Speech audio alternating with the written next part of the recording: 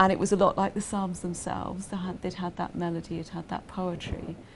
But what I wasn't expecting was a very nuanced debate about modern issues like divorce. Because there's no... When we look at the media, you know, the headlines are Muslims are extreme, Muslims are terrorists, ISIS, Al-Qaeda, all these things, very, very negative stuff going on.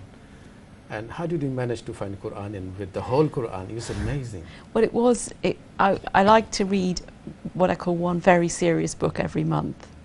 And often it's Western philosophy, just one of the big men. Because I think, you know, you can be told what to think, or you can just spend £9 on Amazon and read one of the big men and see what he thinks about the world.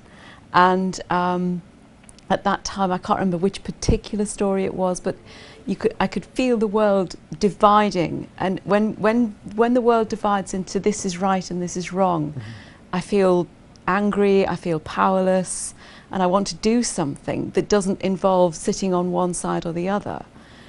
And one of the things I felt very strongly was I didn't understand the Muslim faith. And I didn't know where to start. And then I thought, well, you know, their major text is sitting there for £9 on Amazon. Read it, because that's where it starts. And I came to it without any thought of what it would be like, except that having read a lot of the Old Testament, I thought it would be full of rules. I was expecting rules, you know this. Leviticus is full of rules. I was and the Muslim faith was presented as a set of rules by the media. So I was expecting a long Leviticus, really. And as you say, within about 50 pages, I'm lost. There's no dominant narrative. There's no beginning. There's no end. And actually, I found the same with Galileo quite recently. And then at that point, I think you have to kind of lie back and let the text come to you, and stop trying to put it into it's like this, it's like that, it's like the other. And what it was most like was the Song of Songs, which I wasn't expecting at all. And it was a lot like the Psalms themselves. They'd had that melody, it had that poetry. But what I wasn't expecting was a very nuanced debate about modern issues like divorce. Because there's nothing in the Bible, there's 2 or 3 lines that just say it's wrong, and you're out.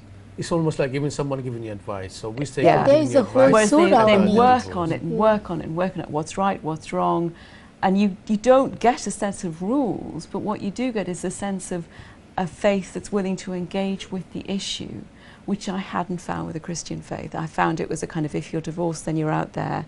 We have no text for you. We have no argument for you. With the Muslim faith, I found lots of things I did agree with, lots of things I didn't agree with, but there was an engagement. And that was very powerful for me at that particular time. I was going to ask you regarding, there's a surah called Surah Nisa, the woman. You know, maybe in some cases true. Somewhere in Muslim world, women have been degraded, looking as down. As they have been by some the places, Christians. like in the Philippines, they have not studied, they're not educated people, then they don't know the religion, they're probably doing that. That's in all cases, in all faiths. The world. But especially in Quran, it talks about women. I know you read it, so does it gives you a feeling of, you know, God's talk to them with a really respectful and trying to give them something positive? How did it come to you? Again, you know, like reading all of the major faiths, they're written in a particular culture, and that comes through, and some of it seems very foreign to a woman living in 2016.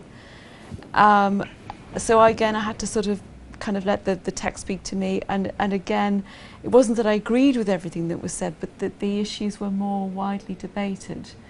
And I actually think the Old Testament is better than the New for what it, you know, you've got a more diverse set of women. You've got Rachel, you've got Bathsheba, but you have some fierce women there.